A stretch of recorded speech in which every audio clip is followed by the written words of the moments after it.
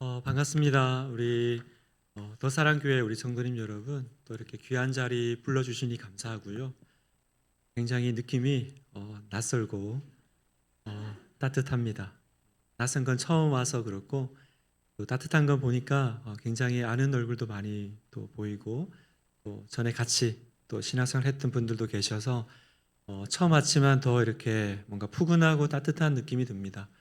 우리 또 귀한 우리 강선윤 목사님, 또 우리 귀한 우리 더사랑교회 성도님, 좋은 말씀 가운데 또 이렇게 믿음으로 교회를 잘 세워가고 있다라는 말씀 언제나 듣고, 또 멀리서 같이 또 기뻐하고, 또 오늘 이렇게 함께하게 돼서 너무 감사합니다. 오늘 당신을 향한 하나님의 부르심이라는 제목으로 함께 말씀 나누고자 하는데요. 여러분, 그 김춘수 시인의 그 꽃이라는 시 아시죠? 내가 그의 이름을 불러 주었을 때 그는 나에게로 와서 꽃이 되었다라는 유명한 시입니다. 여러분, 우리가 그냥 누군가를 이렇게 만나는 거하고 당신의 이름이 뭔가요? 라고 묻는 건 그 관계의 수준이 다른 거죠. 내가 누군가에게 이름을 묻고 이름으로 그 사람과 만난다는 건 내가 당신하고 관계를 더 깊게 가고 싶습니다. 또 당신에게 내 마음을 주기로 원합니다. 내가 당신을 기억하기를 원합니다. 그런 뜻일 겁니다. 그런 측면에서 우리 다시 한번 우리 옆에 분들하고 한번 인사 나눌 텐데 이렇게 인사하겠습니다. 자기의 정체를 밝히는 인사요. 나는 누구입니다. 자기 이름을 좀 다시 한번 옆에 사람 알려주시면서 인사하겠습니다. 한번 해볼까요? 시작.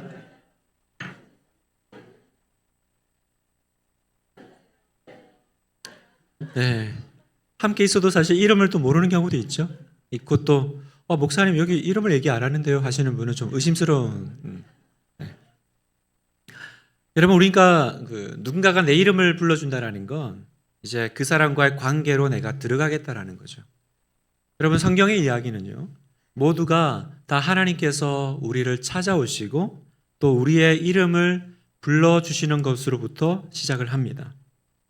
구약을 보면 하나님이 그 인류를 구원하시기 위해서 그 갈대아 우르에서 아브라함을 부르시죠. 여러분, 하나님이 아브라함을 찾아오시고 부르시는 그 순간부터 아브라함이 등장합니다. 그전에도 아브라함은 살았어요. 있었지만 하나님이 아브라함을 부르실 때부터 아브라함은 성경에 등장합니다. 이스라엘 백성들이 애굽에서 종살이 할 때 하나님은 떨기나무 불꽃 가운데 모세를 찾아오시고 부르시죠. 여러분, 다윗은 자기가 한 번도 왕이 되겠다고 한 적이 없습니다. 그냥 살고 있었을 뿐이에요. 그런데 하나님께서 다윗을 왕으로 세우시니까 다윗이 이스라엘 역사 가운데 등장을 합니다. 모두 다 하나님의 부르심으로 시작하는 스토리입니다. 신약으로 넘어와도 똑같습니다. 우리가 잘 아는 예수님의 제자들, 12제자요. 여러분, 그 중에 누구 하나 자기가 먼저 제자 되겠다고 나온 사람이 있나요? 다 예수님께서 나를 따르라 부르시는 사람들이죠. 사도 바울은 어떻습니까? 오히려 이 사람은 정말 안티 중에 안티였잖아요. 정말 기독교인에 대한 적개심과 분노를 가지고 살던 사람이었는데 예수님이 사도 바울을 찾아가시고 만나시고 이름을 부르시니까 그때부터 주의 종이 됩니다.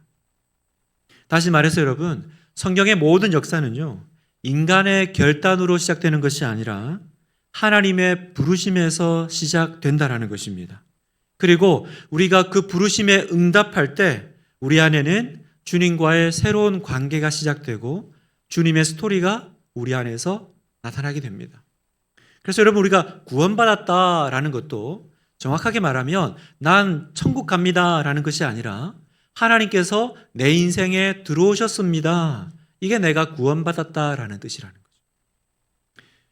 여러분, 우리가 이제 29개 분립개척교회를 어떻게 시작했습니까? 물론 우리가 분당 우리 교회에서 목사님이 나가라고 그래가지고 그래서 나오긴 했습니다만, 네. 여러분, 우리가 하나님의 부르심에서 우리 모든 이 교회들이 29개 이 귀한 교회들이 세워진 줄 믿습니다. 교회를 세운대. 여기 이쪽에 또 교회를 하나 분립한데 내가 교회 세우는 일에 한번 좀 동참해야겠다. 그렇게 내가 용기를 낸 것이라고 생각했지만 사실은 여러분, 그 용기 이전에 뭐가 있었다는 거예요? 하나님의 부르심이 있었다는 거예요. 여러분, 하나님이 우리를 부르지 않았다면 여기 누구도 하나님을 믿을 사람도 없고요. 또 이 자리에 계실 분도 없습니다. 저희도요, 우리 교회에 이렇게 새가족 등록하면, 제가 등록신방 가면 꼭 그분들에게 하는 말씀이 있어요. 우리 선생님이, 성도님이 우리 교회 오신 거, 그거 어떻게 하다 보니까 무슨 강물같이요, 흘러 여기까지 오신 게 아니라 하나님의 부르심이요, 하나님께서 이 자리로 이끄심을 믿으십시오. 꼭 그렇게 말씀드려요. 여러분, 우리 인생은 강물이 아니에요. 그냥 살다 보니, 그냥 흘러가다 보니, 어떻게 하다 보니까 그냥 더사랑교회도 오고 뭐 하나교회로 가고 그런 것이 아니라, 여러분, 우리의 모든 삶 가운데는 하나님의 섭리가 있죠. 하나님의 부르심이 있어요. 그리고 그 부르심에 우리가 순종할 때 하나님 우리를 만나시고 우리 가운데 놀라운 하나님의 역사를 이루실 것을 믿습니다. 그래서 여러분, 오늘 이 하나님의 부르심에 대해서 오늘 이 본문을 통해서 좀 더 깊게 우리가 살펴보기를 원하는데요. 오늘 본문에는 그 세리 마태가 등장합니다. 이 마태복음의 저자죠. 이 세리 마태를 부르시는 장면을 통해서 하나님의 부르심에 대해서 우리가 좀 더 깊게 알아보기를 원하는데, 하나님의 부르심은 어떤 부르심일까? 두 가지를 기억했으면 좋겠습니다. 오늘 밤에 첫 번째는 하나님의 부르심은 하나님의 자녀로의 부르심이다라는 거예요. 하나님의 자녀로의 부르심입니다. 여러분, 오늘 본문에 보니까 예수님께서 세관에 앉은 세리 마태를 만나시는 장면입니다. 자, 9절에 보니까 예수께서 그곳을 떠나 지나가시다가 마태라는 사람이 세관에 앉아 있는 것을 보시고 이르시되 나를 따르라 하시니 일어나 따르니라. 자, 여기서 예수님이 나를 따르라 하시니 일어나 따르니라. 여기서 나를 따르라는 이 따름은 어디를 향한 부름일까? 첫 번째, 하나님의 백성, 하나님의 자녀로의 부름이라는 거예요. 여러분, 마태는 유대인이죠. 어떤 면에서는 하나님의 백성, 하나님의 자녀 맞습니다. 그런데 왜 하나님의 자녀로의 부르심일까요? 여러분, 그 당시에 그 유대 사회에서요, 그 세리라는 그 직업이 가지고 있는 특수성을 알아야 돼요. 여러분, 이 세리는 그냥 어떤 그 직업 중에 하나가 아니라 굉장히 멸시받고 천대받는 직업이었습니다. 왜냐하면 그때가 그 로마 식민 시대잖아요. 그러면 로마 정부가 어떻게 세금을 걷냐면 그 식민지 사람 중에 어떤 한 사람을 이제 세리로 정하는 거죠. 그러면 이 사람은 그 로마 정부에게 자기에게 할당된 일정 금액만 납부하면 됩니다. 그러면 이 세리는 뭘로 먹고 사냐? 우리가 너한테 월급을 주진 않을 거야. 근데 네가 우리에게 할당된 것만 주면 나머지는 다 네 거야. 이제 이렇게 진행했던 거죠. 그러면 여러분, 세리가 먹고 살려면, 혹은 또 세리가 부자가 됐다고 하면 이 사람은 어떻게 돈을 벌었을까? 그렇죠? 일정 금액을 로마 정부에 납부하고요, 나머지는 자기가 착복하는 식으로 돈을 벌었다라는 거예요. 그러니 세리들은 얼마든지 합법적으로 자기 마음대로 세를 부르는 게 값이었어요. 그리고 자기 민족이잖아요. 자기 민족에게서 그 정말 피를 빨아먹듯이 그렇게 빨아가지고 자기 배를 불리니까 사람들이 얼마나 믿겠어요. 그 일제시대 때 그 매국노 같이, 일제 앞잡이 같이 꼭 그런 역할을 하는 사람이 그 당시에 유대사회에서 세리의 자리였다라는 거예요. 그래서 이 유대사회에서요, 세리는 정말 상대하지 말아야 할 죄인 중에 죄인이었습니다. 그래서 그 당시에 세리를 뭐라고 불렀냐면 허가받은 도둑이라고 불렀다고 합니다. 허가받은 도둑. 그러니까 법적으로 대놓고 훔쳐가는 사람이라는 거죠. 그러니까 여러분이 유대인들이 이 세리를 향한 감정과 이 반감은요, 이루 말할 수가 없는 거예요. 그 당시 유대 정통법에 따르면 세리들은요, 일단 회당에 들어오지 못하게 했습니다. 여러분, 유대인들에게 그 회당에서 모이고 또 가르치고 예배 드리는 거 얼마나 중요해요? 그런데 세리는 회당에 못 들어와요. 그리고 또 법정에서 증인으로 설 수도 없었습니다. 도둑이나 강도나 살인자와 같은 취급을 당했습니다. 그래서 오늘 우리가 읽은 이 11절에도 보면 이 세리를 죄인하고 동일시하는 그런 표현이 나와요. 바로 11절입니다. 바리새인들이 보고 그의 제자들에게 이르되 어찌하여 너희 선생은 세리와 죄인들과 함께 잡수시느냐. 세리나 죄인이나 그 한 밥의 한 나물 아니냐. 이렇게 보고 있는 거예요. 그런데 여러분 보세요. 그 세리 마태를 예수님께서 지금 찾아가서 부르고 계십니다. 이해할 수 없는 일이에요. 우리는 그냥 이 본문을 읽으면 예수님이 지나가시다가 앉아있는 세리를 보고 마태야 나를 따라오너라. 우리는 이렇게 그냥 보지만 그 예수님을 따라다니는 사람들의 입장에서는 이건 경악할 일인 거예요. 왜 하필 쟤를? 왜 하필 저 사람을? 굉장히 충격적인 일인 거죠. 왜 그 수많은 사람 중에 우리가 제일 싫어하는, 우리가 제일 정말 미워하는 이 사람을 예수님이 부르시는 거지? 그러면 예수님은 왜 그 많은 사람들 중에, 그 많은 예수님을 따르는 사람 중에 마태를 만나시고 부르셨을까? 13절에 예수님의 답이 있는 겁니다. 13절 보니까 나는 의인을 부르러 온 것이 아니요. 누구를 부르러 왔다고요? 죄인을 부르러 왔다. 대답을 잘하시네요, 우리 교회는. 감사합니다. 예수님이 왜 마태를 찾아오셨냐? 의인을 부르러 온 것이 아니라 죄인을 부르러 오신 분이기 때문에 그렇습니다. 왜 예수님은 경건한 바리새인들 안 부르시죠? 그 있어 보이는 서기관들 안 찾으시죠? 왜 마태를 부르셨을까? 나는 의인을 부르러 온 것이 아니라 하셨으니까 이 말씀은 그러니까 바리새인들은 전혀 죄가 없는 영적으로 건강한 의인이기 때문에 그래서 이 사람들은 안 부르고 대신 죄인인 세리를 만나시는 걸까? 그런 이유가 아니죠, 여러분. 이 바리새인과 서기관들은 어떤 사람이었습니까? 실제로 경건하고 거룩하고 건강한 사람들이 아니라 사실은 이 사람들은 스스로 거룩하고 경건하고 건강하다고 믿는 사람들이었다는 거죠. 자기를 스스로 의롭다고 생각하는 사람들이었습니다. 그래서 예수님은 자기가 스스로 의롭다고 여기는 사람을 부르지 않으세요. 그러면 예수님은 어떤 사람 찾아가실까? 나는 죄인을 부르러 왔노라.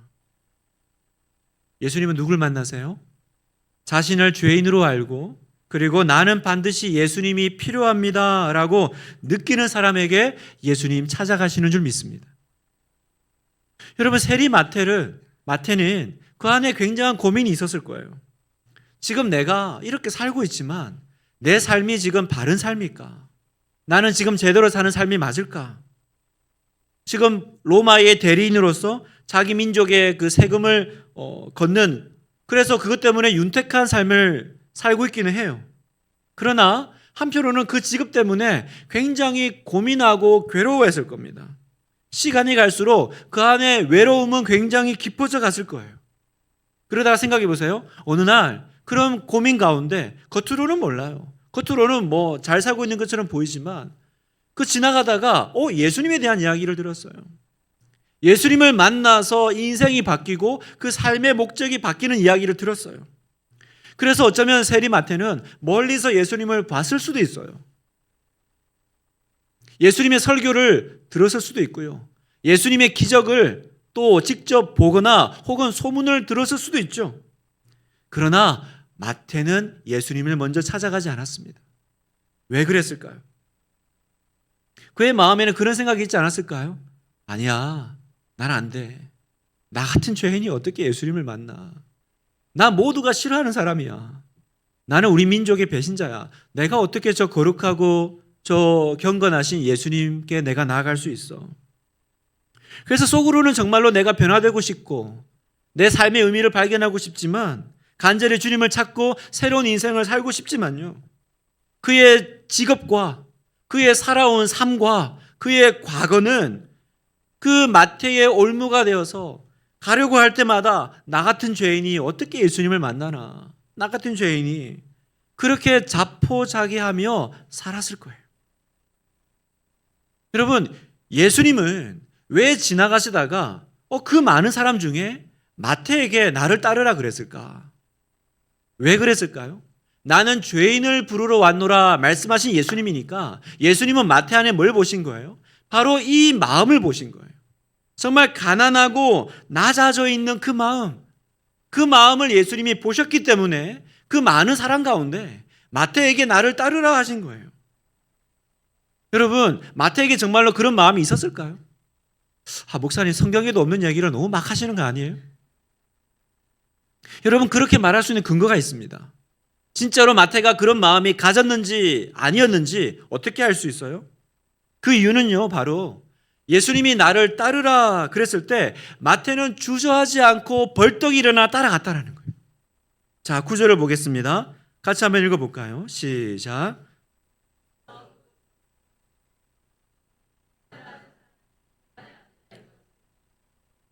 나를 따르라 하시니 일어나 따르니라.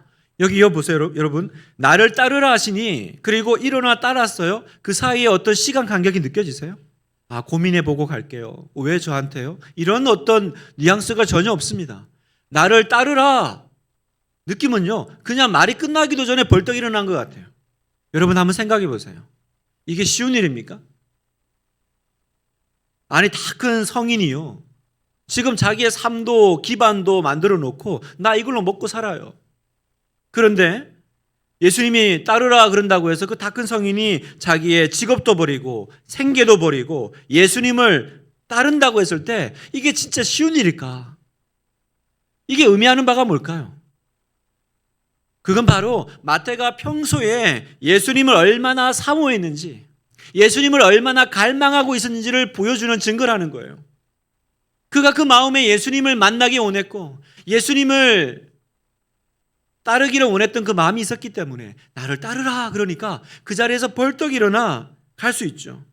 나는 자격 없어서 갈 수 없지만 그러나 불러만 주시면, 예수님 나를 만나만 주시면 나는 내 모든 걸 버리고 당장 따라가기를 원합니다. 그 마음을 가진 사람이 바로 세리 마태라는 것을 오늘 본문은 얘기합니다. 예수님은 그 마음을 발견하셨고 그 마음을 가진 마태에게 가셔서 그를 부르셨던 거예요.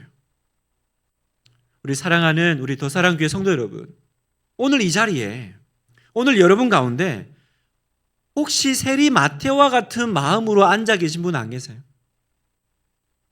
주님께 가려고 할 때마다 나의 지난 과거 때문에, 나의 삶의 모습 때문에, 나의 허물 때문에 예수님께 가까이 나아가지도 못하고 또 그렇다고 해서 멀리 멀어지지도 못하는 그런 가슴앓이 하시는 분 여기 안 계세요?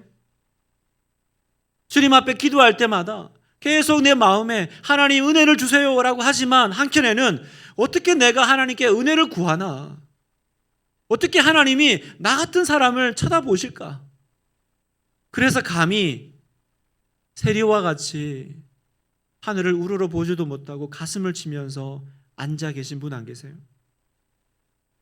성경에 보면 이 세리의 기도가 나옵니다. 이 바리새인과 세리의 기도가 나오면서 세리는 어떻게 기도하냐? 누가복음 18장 13절에 보니까 세리는 멀리 서서 감히 눈을 들어 하늘을 쳐다보지도 못하고 다만 가슴을 치며 이르되 하나님이여 불쌍히 여기소서 나는 죄인이로소이다 하였느니라. 멀리 서서 들어가지도 못해요. 감히 눈을 들어 하늘을 보지도 못해요. 다만 가슴을 치며 하나님이여 나를 불쌍히 여기소서, 하나님이여 나를 불쌍히 여겨주세요. 사랑하는 성도 여러분, 오늘 여러분의 마음이, 여러분의 기도가 이 세리와 같다면 여러분 기억하세요. 주님은 그런 사람을 찾으시는 줄 믿습니다.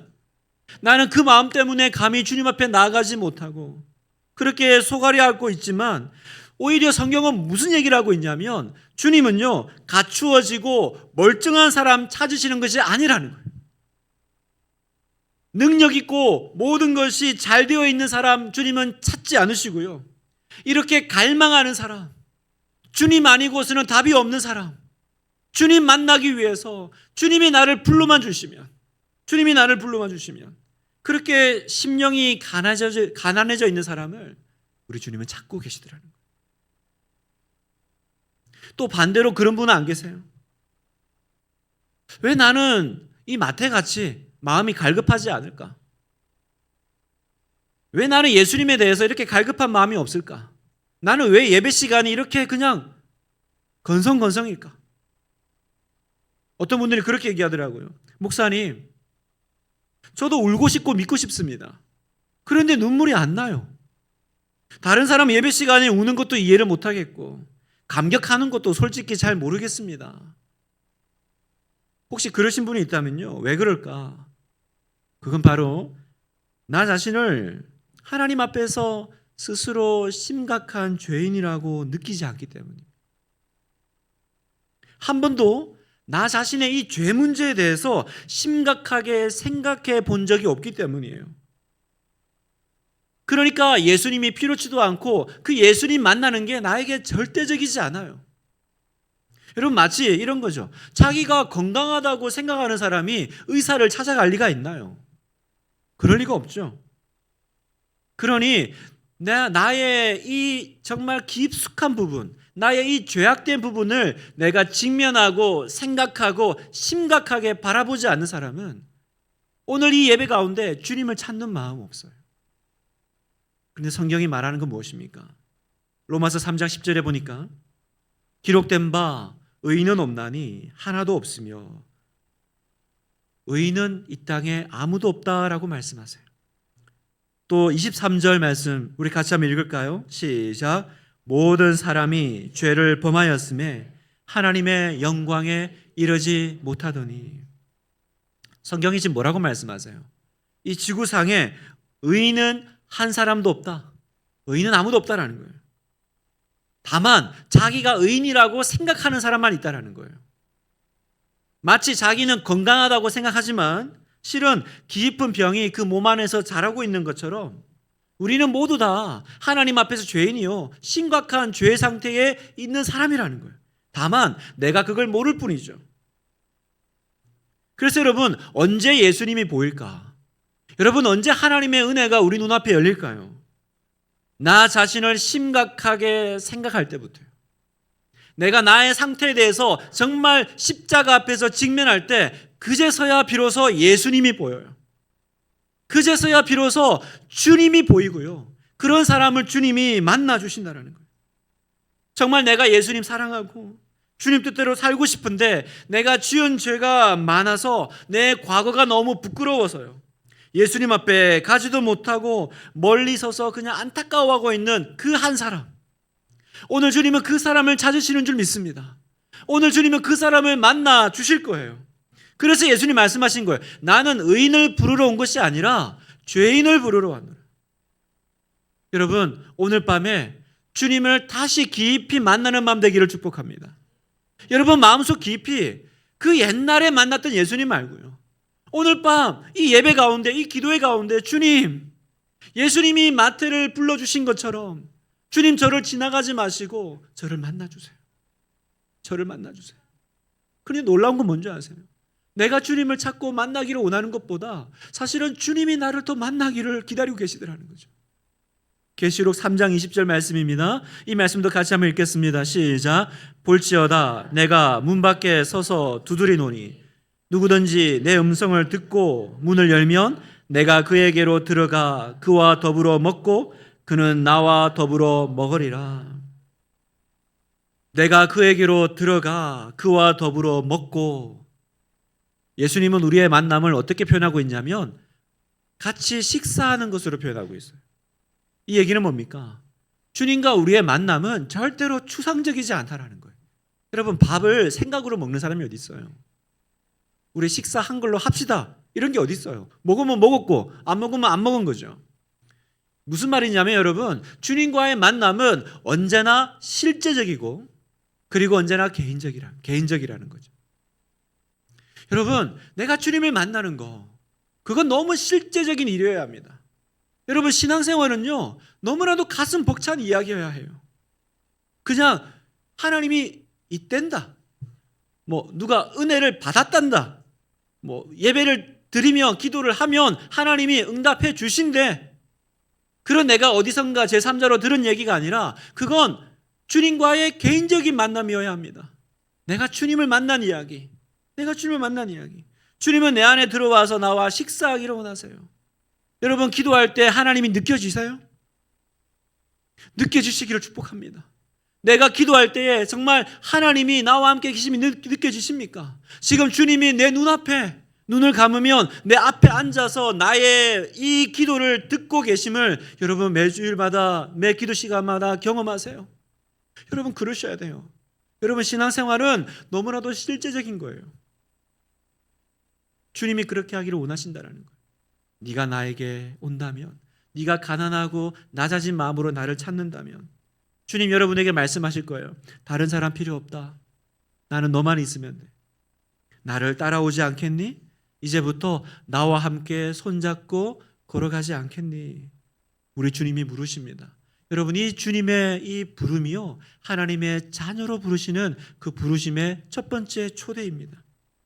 사랑하는 우리 더사랑교회 성도 여러분, 이 하나님의 부르심에 응답하십시오. 오늘 밤에 주님 이렇게 고백하십시오. 그렇습니다 주님, 저는 아무것도 아닙니다.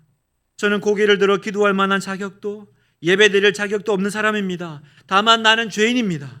그러나 주님 나를 긍휼히 여겨주세요. 오늘 밤 나를 다시 만나주세요. 주님이 그 마태를 불러 그와 개인적이고 실제적인 만남을 가졌던 것처럼 제가 오늘 밤 기도할 때 주님 나를 그냥 지나가지 마시고 주님 나를 만나주세요. 누구든지 주의 이름을 부르는 자는 구원을 얻으리라. 아멘이세요 여러분? 누구든지 주의 이름을 부르는 자는 구원을 얻으리라. 구원을 얻으리라. 오늘 이 일을 위해서 예수님께서 이 고난주간에 우리에게 찾아오시고 그 십자가에 걸어가신 줄 믿습니다. 두 번째 하나님의 부르심은요, 우리를 제자로 부르기 위함입니다. 첫 번째는 하나님과의 개인적인 관계, 자녀로 부르셨다면요, 두 번째는 우리를 제자로 부르신다는 거예요. 여러분, 예수님은 마태를 단지 이렇게 하나님의 자녀로 회복하고 구원하기 위해서만 부른 것이 아니라 또 그 예수님의 12제자 중 한 명으로 부르시죠. 그래서 마태는 그때부터 예수님을 따르는 이제 일명 사도가 됩니다.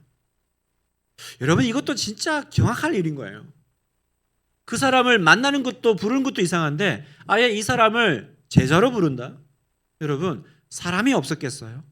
사람이 없었겠습니까? 아니 자격으로 따지면 좀 유능한 사람 부르면 얼마나 좋아요. 그 바리새인들, 서기관들, 당시의 율법 전문가들 얼마나 유능하게 일 잘할 사람들입니까? 여러분 기업에서도요 사람 뽑을 때 스펙 보지 않아요? 예수님도 기왕 예수님의 일 도와줄 사람인데 그 많은 사람들 중에 얼마나 좋은 사람 많이 있겠습니까? 그런데 놀랍게도 예수님은요 경력직, 전문직, 스펙 좋은 서기관 안 찾으십니다. 그리고 누구를 부르세요? 전혀 기대하지 않았던 한 사람, 모든 사람이 도외시했던 세리 마태에게 나를 따르라 제자로 부르신다는 사실입니다. 여러분 이것이 하나님의 부르심의 특징입니다. 우리는 여기서 분명히 한 가지 알 수 있는 것이 있습니다. 그건 뭐냐면 하나님은 사람을 부를 때 결코 외모를 보지 않으신다. 외모가 뭡니까? 겉으로 드러나는 자격으로 사람을 취하지 않으신다는 거예요. 그 증거가 뭐예요? 예수님의 12제자들이죠. 여러분 예수님의 12제자들 보면 하나같이 이상합니다. 뭐 우리끼리 그냥 덮어놓아서 믿어줘서 그렇지 거기 뭐 제대로 된 분들이 있습니까? 거기 뭐 예루살렘 그 당시에 뭐 수도라고 할 수 있는 그 도시 출신 없습니다. 전부 갈릴리 시골에 학문적으로 대단하지도 않고 어부 출신에 정말 사회적으로는 미천한 사람들. 그래서 갈릴리 출신이다. 그러면 그냥 깔고 가는 사람들인 거예요. 그런데 예수님께서 이 사람들을 제자로 부르셨어요. 그러면 예수님이 보셨던 건 뭘까? 뭘 보시고 이 사람들을 선택하셨을까? 사람들은 학벌 봅니다. 사람들은 가지고 있는 재산 봅니다. 사회적인 지위 봅니다. 그러나 주님은 뭘 보셨어요? 그런 것들을 보는 것이 아니라 바로 사람의 중심을 보신다는 사실이에요. 자, 사무엘상 16장 7절을 보면 제가 읽겠습니다. 여호와께서 사무엘에게 이르시되 그의 용모와 키를 보지 말라. 내가 이미 그를 버렸노라. 내가 보는 것은 사람과 같지 아니하니 사람은 외모를 보거니와 나 여호와는 중심을 보느니라. 아멘. 사람은 외모를 보거니와 하나님은 뭘 보신다고요? 중심을 보신다. 하나님은 중심을 보십니다. 여러분, 우리에게는 한 가지 착각이 있어요. 무슨 착각이냐면 우리는 보통 내가 능력이 없어서 쓰임받지 못한다고 생각을 한다는 거죠. 그러나 여러분, 이건 완전한 착각이고 잘못된 생각입니다. 여러분, 하나님 입장에서 생각해 보세요. 하나님은 전능하시다고 그러잖아요. 하나님이 능력이 많으시다고 말씀하세요. 그러면 그 전지전능하신 분께 우리의 능력이 필요하겠습니까? 그 능력이 그냥 과다 넘치시는 분한테 내 능력이 필요할까요? 하나님 입장에 생각해 보면 하나님께 진짜 필요한 건 뭐예요? 우리의 능력이 아니라, 우리의 스펙이 아니라 오히려 전적으로 하나님을 의지하고 그리고 그 부르심 앞에 순종하고 따를 수 있는 사람. 여러분, 하나님은 중심을 보신대요. 도대체 그 중심이 뭐냐고요? 중심을 본다는 걸 알겠는데 중심을 본다는 게 정확히 뭡니까? 뭐예요? 그건 내가 온전히 주님 앞에 나를 부르실 때 나를 던지고 내가 순종해서 나아갈 수 있는 것. 그 중심이 주님이 찾으시는 중심이십니다. 고린도전서 1장 26절에 형제들아 너희를 부르심을 보라. 부르심이 나왔죠. 육체를 따라 지혜로운 자가 많지 아니하며 능한 자가 많지 아니하며 문벌 좋은 자가 많지 아니하로다. 그러나 하나님께서 세상에 미련한 것들을 택하사 지혜 있는 자들을 부끄럽게 하려 하시고 세상에 약한 것들을 택하사 강한 것들을 부끄럽게 하려 하시고 하나님께서 세상에 천한 것들과 멸시받는 것들과 없는 것들을 택하사 있는 것들을 폐하려 하시나니. 여러분, 이게 하나님이 일하시는 방식이라는 거예요. 그러니까 여러분, 이것이 교회요, 이것이 하나님 나라요, 이것이 하나님이 일하시는 방식이라면 오늘 지금 우리가 정말 필요한 것, 우리가 애써 갖춰야 될 게 뭡니까? 하나님이 쓰시는 사람에게 필요한 것, 그건 경쟁력이 아니라 순종력이라는 것입니다. 경쟁력이 아니라 순종력. 우리는 어떻게 생각해요? 우리 애들도 그렇게 가르칩니다. 경쟁력을 키워야 돼. 그래야지 세상에서 쓸모있는 사람이 돼. 경쟁력을 키우기 위해서 우리 애들도 지금도 학원을 보내고 좋은 대학을 보내고 어떻게든지, 그죠? 경쟁력 있는 사람으로 만들려고 합니다. 그러나 여러분, 우리 아이들 안에 정말 하나님이 보시는 그 중심, 순종력을 키워주고 있습니까? 여러분 안에는 어떠십니까? 내 안에는 순종력이 있습니까? 순종력이 있나요? 너는 나를 따를 수 있니? 라는 그 말씀에 순종해서 벌떡 일어날 수 있는 사람. 하나님은 그 사람을 찾으시고 부르시더라는 거예요. 그리고 내가 순종에 일어나면 능력은 이미 하나님께 있으니까, 그죠? 능력은 있으니까 내가 순종해서 나아가면 그 다음은 하나님이 이루시고 책임지실 줄 믿습니다. 여러분, 이게 우리의 믿음이에요. 순종하면 나를 부르신 분이 능력이 많으시니까 끝까지 책임지실 것이다. 여러분, 이걸요, 우리가 조금 신학적인 용어로 효력 있는 부르심이다 이렇게 합니다. 효력 있는 부르심. 무슨 말이냐면 하나님이 부르실 때는 무조건적인 효과가 나타난다라는 뜻이에요. 그래서 여러분, 효력 있는 부르심, 이 단어는 좀 알고 계시면 어디 가서 좀 있어 보여요. 그러니까 마치 여러분, 내 상태와 상관없이 좋은 약을 먹으면 그 약이 좋은 약이면 효과가 나타나는 것처럼, 여러분, 예수님이 나를 따르라라고 했을 때 주님이 따르라 하셨기 때문에 나의 결과를 책임지시지 못할 리가 없다라는 걸 믿는 겁니다. 여러분, 생각해 보세요. 예수님이 나를 따르라 그랬는데 따라오면 내가 너를 책임질 수도 있고 안 질 수도 있어. 하여튼 따라와봐. 그러면 어떻게 따라가겠어요? 그러니 여러분, 예수님이 만약 여러분에게 나를 따르라 그랬습니까? 그 말은 그 뒤에 말씀하지 않았지만 뭐가 붙어 있는 거예요? 나는 너를 책임질 거야. 여러분, 아멘입니까? 나는 너를 책임질 거야. 그러니까 여러분, 우리가 하나님 말씀에 순종하는 건 정말 신명나는 일인 거예요. 순종하면 내가 너를 책임진다. 내가 너를 보장하마. 예전에 한번 그 TV에서요, 그 연예인들이 강아지 키우는 그런 프로가 있었는데, 거기 이제 그 옛날 코미디언입니다. 주병진 씨가 나와서 이제 그 제작진한테 강아지를 분양받고, 이제 이분이 혼자 독신으로 사는 분이잖아요. 그리고 뭐 집에 아주 깔끔하게 그냥 계시는 분인데, 이제 갑자기 이제 강아지를 이제 키우게 된 거죠. 그 프로그램 때문에. 근데 강아지를 3마리나 줬어요. 그 웰시코기를 3마리를 줬는데 이분이 얼마나 무심한 사람이냐면 강아지를 주면 이제 보통 이름을 짓잖아요. 근데 이름을 그 개 사이즈에 따라서 대중소로 줬어요. 제일 큰 놈은 대중소예요.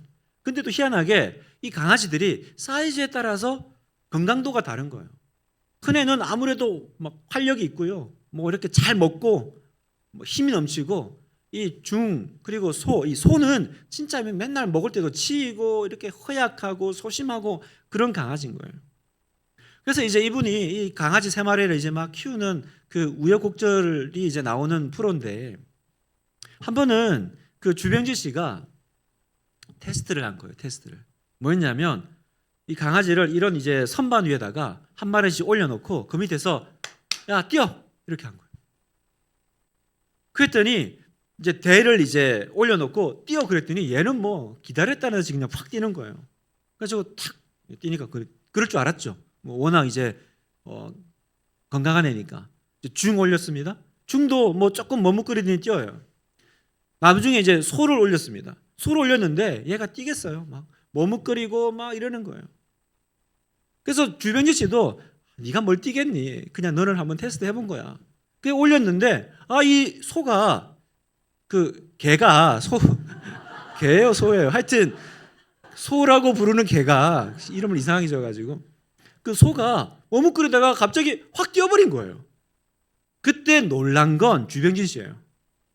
왜냐하면 얘가 뛸 거라고 생각을 안 했는데 갑자기 뛰니까 뭐 얼떨결에 손을 내밀어가 얘를 받았어. 왜 다치면 안 되니까. 그래 받고는 이제 보통 그런 프로 보면 이제 인터뷰하는 게 나오잖아요. 그분이 그러는 거예요.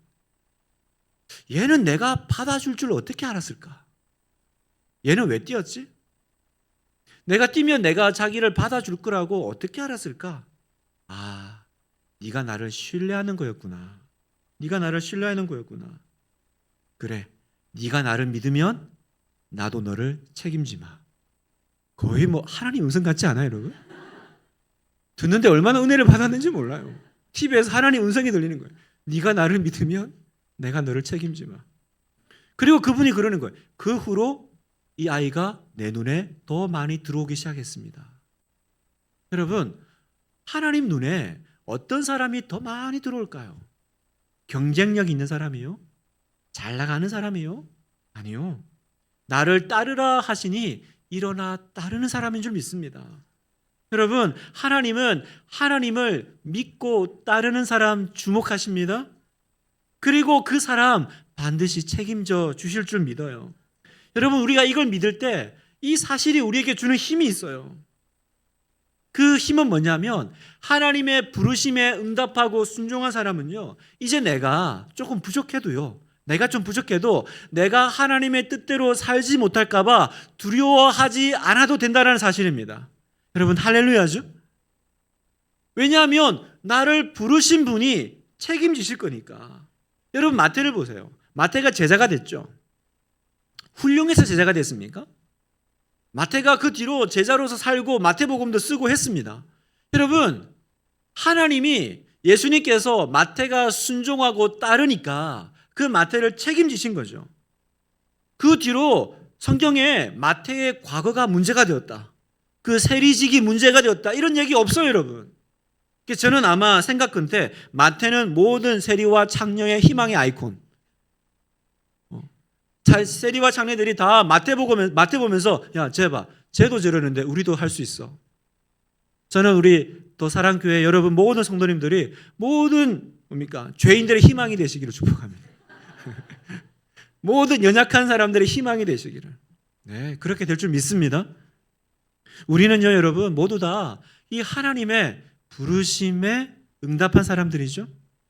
오늘 저와 여러분 모두 이 귀한 이 분립개척 교회로, 더 사랑교회로 부르심을 받은 사람입니다. 그런데 여러분, 여기 오실 때 자격심사 통과하신 분 있어요? 들어올 때 여기 얼굴 보고 들어왔다, 재산 확인했다, 뭐 학교 어디 나왔는지 확인했다, 그런 거 없어요. 여러분, 그냥 하나님이 부르신 거예요. 이 말은 뭐냐면 하나님이 나를 부르실 때요, 내 안에 어떤 것을 근거로 부르는 것이 아니다라는 거예요. 그냥 부르신 거예요. 그냥 순종하는 그거 하나 보고 부르신 거죠. 여러분, 우리의 구원도 마찬가지예요. 하나님이 우리를 구원하실 때 여러분 기억하세요. 내 안에 뭔가 선하고 좋은 것을 보고 부르신 것이 아니에요. 그렇게 구원하신 것이 아니에요. 여러분, 이 효력 있는 부르심, 하나님의 부르심을 믿는다면요, 이것이 주는 힘이 뭐냐? 이제 내가 살다가 내 삶에 어떤 나쁜 일이 생겨도 두려워하지 않게 됩니다. 두려워하지 않아요. 왜요? 어차피 나를 내 안에 뭔가 좋은 것 보고 부르신 분이 아닌데 불러놓고는 내가 잘못 산다고 그것 때문에 나를 버리시면 말이 안 되잖아요. 부르실 때 그렇게 부르지 않았는데. 여러분, 고난이 와도요. 예전에는 고난이 오면 하나님이 날 덜 사랑하시나 봐. 하나님 날 잊으셨나? 그런 걱정이 있었다면 이제는 그런 걱정이 없어요. 왜요? 처음부터 하나님은 내 안에 어떤 선한 걸 보고 선택하지 않으셨으니까. 그러니 여러분, 이 하나님의 부르심을 아는 자는요, 언제나 뭐가 있어요? 자신감이 있어요. 자신감이 있어요. 아무리 상황이 어렵고 힘들어도요, 하나님이 나를 불렀어, 하나님이 나를 부르셨어, 그 자부심이요, 어떤 어려움이 와도 모든 고난의 무게를 이겨내게 하는 힘이 있습니다. 여러분, 이 사실을 믿으시기를 축복합니다. 이 힘이 여러분에게 있기를 축복합니다. 여러분, 말씀을 마무리하겠습니다. 성도 여러분, 하나님의 부르심에는 후회하심이 없습니다. 여러분, 진짜 아멘이세요? 하나님의 부르심에는 후회하심이 없어요.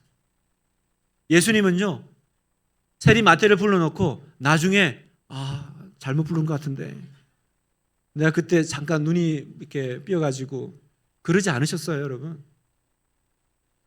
로마서 11장 29절 우리 같이 한번 힘있게 읽겠습니다. 시작. 아멘이세요? 하나님의 은사와 부르심에는 후회하심이 없느니라. 왜 후회하심이 없을까요? 불러놓고 후회할 수도 있잖아요. 왜 후회하심이 없냐? 처음부터 나의 조건과 자격 보고 부르신 것이 아니니까. 하나님은 이곳에 교회를 세우신 거 후회하지 않으십니다. 하나님은 여러분을 성도로 부르신 거 후회하지 않으십니다.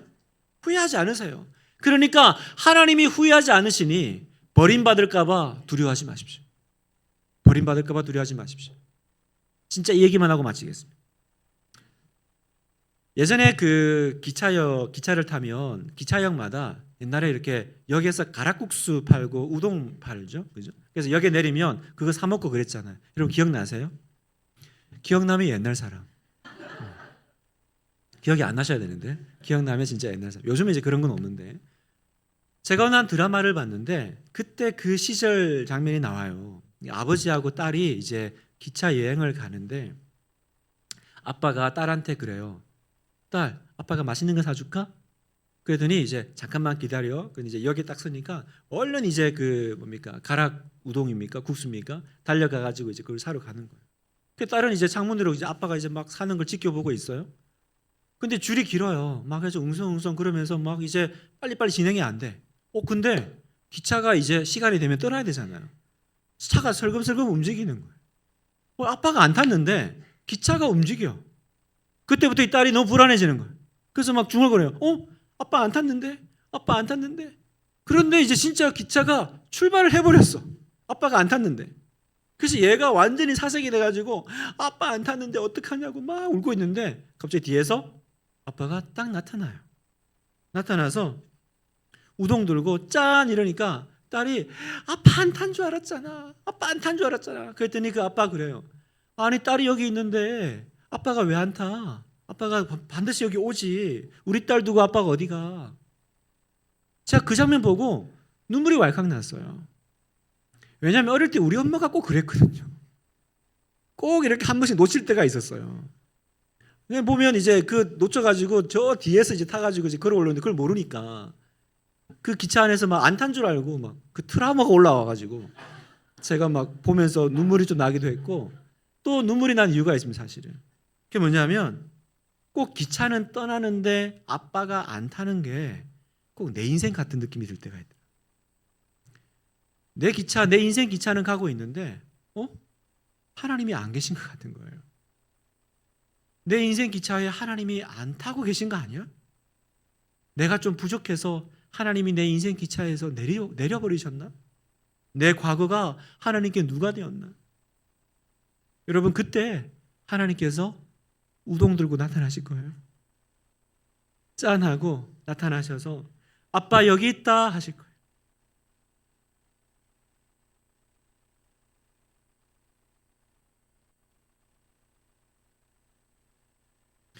여러분, 이게 하나님의 부르심을 믿는 힘입니다. 여러분 인생 기차에 언젠가 한번 하나님이 안 보이실 때가 있어요. 기차는 또 움직이는데 하나님이 안 보여. 두려워하지 마세요. 하나님 그 기차 안 놓치십니다. 하나님이 여러분을 버리실 리가 없어요. 여러분, 이 하나님의 놀라운 부르심, 이 부르심 안에 은혜 누리시는 우리 더 사랑교회 성도 되시기를 축복합니다. 이제 나는 하나님의 자녀요, 그리고 나는 그리스도의 제자입니다. 그 부르심 안에서 여러분 조금 더 흔들리지 마시고 믿음의 길 끝까지 달려 우리 주님과 함께 승리하는 여러분 되시기를 주님의 이름으로 축복합니다.